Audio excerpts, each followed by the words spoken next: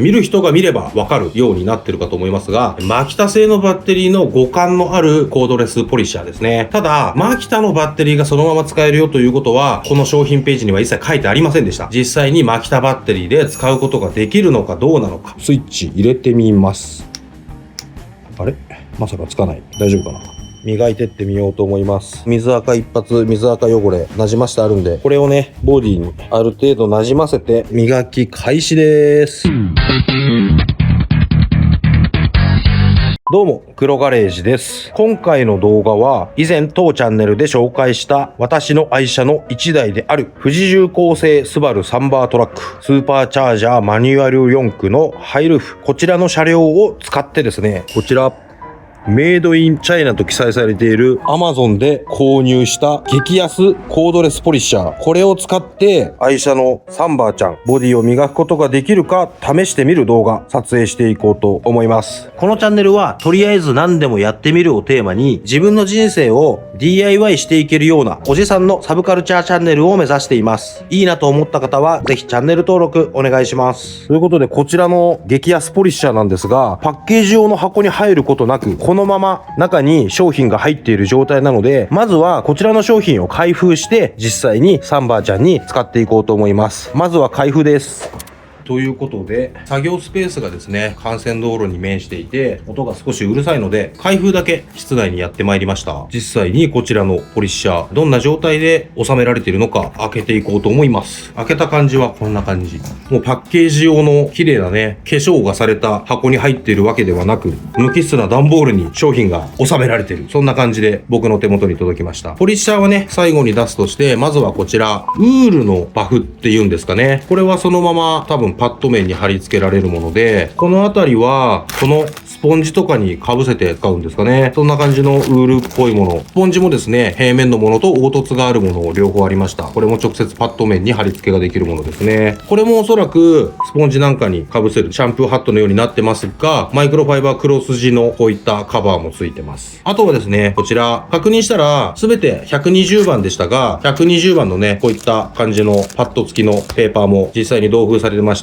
使い勝手がいいかどうかはわかりませんが、そこそこね、厚みがあって丈夫そうな感じのペーパーですね。そしてあとは本体と説明書だけ。僕はですね、英語読めないんで何書いてあるかは全然わかりません。そしてこちら、そこにはね、こんな感じでスポンジ入ってますね。少しは対衝撃吸収にはなるのかな。とはいえ、Amazon での激安のポリッシャーなんで、僕はね、そんな細かいことを言うつもりはありません。実際にこのポリッシャーが使えるか見ていきましょう。こちらのポリッシャー、見る人が見ればわかるようになってるかと思いますが、そうです。マキタ製のバッテリーの互換のあるコードレスポリッシャーですね。ただ、マキタのバッテリーがそのまま使えるよということは、この商品ページには一切書いてありませんでした。なので、実際にマキタバッテリーで使うことができるのかどうなのか。僕はね、作業用のみならず、キャンプアウトドアなどでも、こういったね、マキタの 18V のバッテリー使っていたりするので、手持ちで 3A から 6A のものまで、古いもの、新しいもの、綺麗なもの、汚いものも含めて、バッテリーは5、6個持ってるかと思います。今回はね、撮影に使うということで、6A のなるべく綺麗なものを持ってきましたが、果たしてこのバッテリーで駆動することができるのか試してみようと思います。あ、そうそう、お伝えするのを忘れましたが、これ見ていただいてわかるでしょうか？僕は英語が読めないのでわかりませんが、ケモフェさんですかね。わからないです。ブランド名が一応シールで貼ってあります。ここら辺のね、マキタ互換のコードレス電動工具あたりですと、全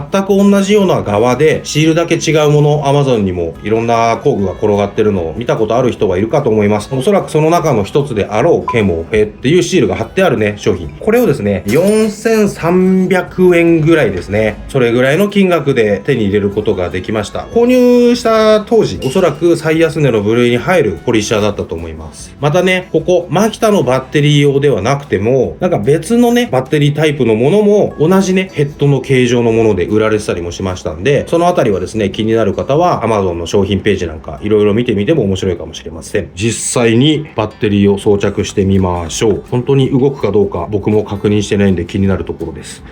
よいしょ。ちょっとはめ込むのちょっと渋かったですが、はまりましたね。はまるははまりました。さあ、ここボタンがついてます。バッテリーの残量とおそらく回転の速度何段階かで調整することができるんでしょう。スイッチ入れてみます。あれ？まさかつかない。大丈夫かな？お、動き出しました。ここんな感じで映像でもわかる通り、ダブルアクションですね。ダブルアクションポリッシャーだっていうことがわかるかと思います。これ多分、おそらく、そうですね。2、3、4、9か。あれ ?8? こんな感じで8段階の回転速度を選択することができるようです。で、長押しで電源オフという感じですかね。実際にこのポリッシャー、マキタのバッテリーで動くことは確認できました。そしたらですね、実際にこのポリッシャーを使ってサンバーちゃん磨くことができるかどうか試してみようと思います。ただね、僕はですね、こういった機械でボディを磨いたことが一度もありません。本当にボディ磨きに関しては完全なるど素人。なので、どのね、パッドやどのスポンジなのかパッドなのかを使ってボディを磨くのがいいのかっていうことがわからないんでね、そのあたりも調べてから実際に磨いていってみようと思います。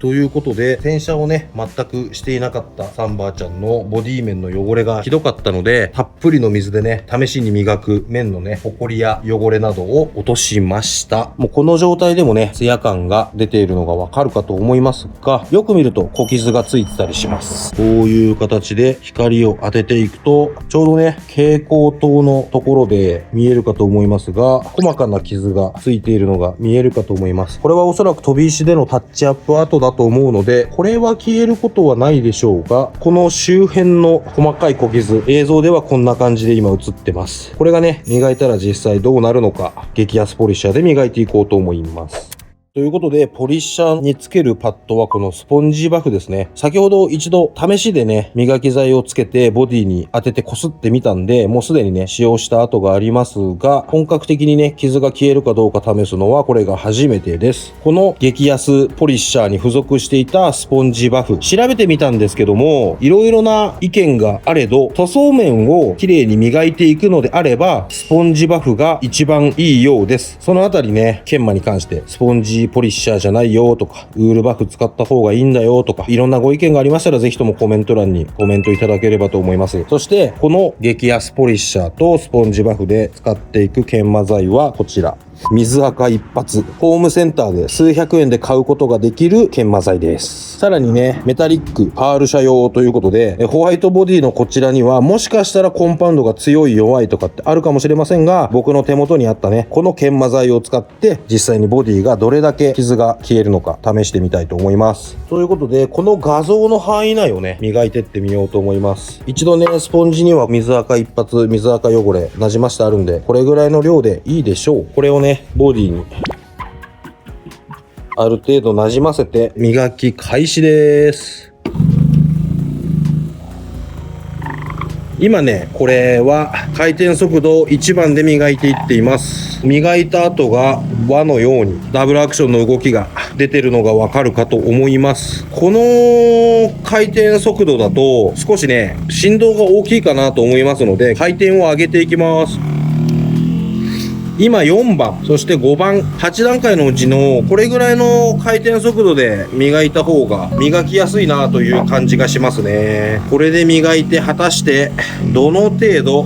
傷が消えているのか、このスポンジバフで良かったのか、使う研磨剤は水垢一発で良かったのか、それがちょっと僕には分かりませんが、ぐっと押さえてみたり、軽く乗せるだけで力をかけてみたり、このあたりはね、いろんな技術があると思うんで、ボディがね、一番傷まない磨き方っていうのは調べていこうと思いますが、こんな感じで、このバフのね、サイズだと、大きい平面部分しか磨けないかな、こういった上の方の細かいところ磨くのは、ちょっと大変かななんていうところはあったりしますが、大きな平面を磨く分には、このポリッシャーね、すごく使いやすいんじゃないかなと思います。他のポリッシャー使ったことないから、使いやすい、使いにくいっていうところがいまいちよくわかんないんですけどね。こんな感じで磨いてみました。果たしてどうなってるのか、ちょっと吹き上げてみてみようと思います。吹き上げてみます。おお、これは綺麗に磨けたんじゃないでしょうか。磨いた面がこんな感じです。このね、先ほどのタッチアップの後の周りの傷感、目視でも映像でもまだ傷が残ってるのは見えるかと思いますが、それでもだいぶね、大きめの傷が目立たないようになってるのがわかるかと思います。こうやってより近づいていくと、元々のね、塗装面、純正の塗装の柚子肌みたいなところは残ってしまってはおりますが、かなり深い傷以外の小傷みたいなところろは綺麗になって、より滑らかになってると思います。先ほどね、映像を撮影する前に試しで磨いた別の場所なんですが、こちらの方がより磨き時間が短かったりするので、小傷がまだ残ってるような状態ですね。これぐらいの研磨力であるなら、僕みたいな素人でもね、少しずつ様子を見ながらボディを磨いていって、磨きすぎてしまうことなく、ボディの磨きの様子を確認しながら少しずつボディを磨いていくっていうことができそうですね。そしたら、もう一箇所試しに磨いてみようと思います。ここですね。ここおそらく何かが擦れるかぶつかるかして、ゴムなのかな樹脂なのかな当たってしまった跡があります。この汚れが果たしてポリッシャーで落とすことができるのか試してみたいと思います。ここも同じようにね、ホコリや砂汚れが少しついてますので、よいしょ。雑巾で汚れを落として、ここがね、綺麗になるか少し磨いてみようと思います。実際に磨いてってみようと思います。磨く速度は5番、それで磨いてってみます。お、すごい。もうこの一瞬でピカピカになりました。すごいわ。一瞬でピカピカになりましたね。ちょっとそれご覧入れましょう。はい。ということで、一瞬にして汚れがなくなったのがわかるかと思います。この程度であればね、手作業でもすぐに汚れが取ることができるのかもしれませんが、こういったね、ボディ全体にこういう小傷がついているような車両、ツヤ感があるとはいえね、年齢相応の水垢も含めてということで、汚れがついているような車両は、ポリッシャーでね、広い面をザッと一気に磨き上げてしまった方が、作業的には早いんじゃないかなというふうに思います。いやー、こんなに一瞬でこの汚れが落ちるとは思わなかった。これボディ全部やったらかなりパリッとするような外装になるんじゃないですかね。ちなみに以前の動画でも紹介しましたが、荷台のこういったね、傷がついてしまっているところに関しては、オリジナルの塗装をできるだけ残したいということで、磨いた後にね、すべてタッチアップでこう綺麗にできるか挑戦してみたいというふうにも思ってたりもします。まだまだツヤ感が残ってるとはいえ、もう20年以上前に新車だったこちらのサンバーちゃんのボディがよりパリッとするようにですね、ボディを磨くのはもちろん、荷台も綺麗にタッチアップして、こういったフレーム周りも錆落としをして、車両全体がピカピカになるように作業していきたいというふうに思ってます。ということで今回はマキタの 18V のバッテリーで駆動するポリッシャーを試してみましたがいかがだったでしょうか。 Amazon の格安ポリッシャーであってもこれだけねボディを磨くのに力を発揮してくれるということが分かりましたので、今後ね僕の愛車の1台でもあるサンバーちゃんをね磨いていく動画、綺麗にしていく動画に登場して活躍してくれるんじゃないかなというふうに思っております。この動画はここで終了となりますが、この後ですねこのサンバーちゃん全体的にね磨いていってもっとパリッとした外装に仕上がるようにどんどん作業を進めていきますので、こちらのサンバーちゃんの動画またご覧になっていただければと思います。ということでこの動画が面白かったよという方はぜひとも動画の評価をいただければと思います。今回も最後までご視聴いただいてありがとうございました。